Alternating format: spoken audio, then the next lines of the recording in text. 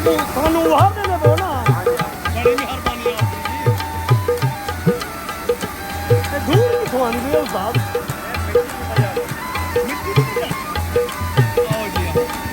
ਬੜੀ ਮਿਹਰਬਾਨੀ ਅੱਛਾ ਦਾਣਾ ਬੜਾ ਦਾਣਾ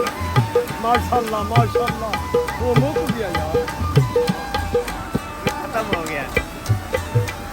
ਭਾਈ ਜਾਨ ने पुलिस वाली बत्ती क्यों बंद रही है पुलिस वाली बत्ती बंद रही है सरकारी गाड़ी है अच्छा जी चलो माशाल्लाह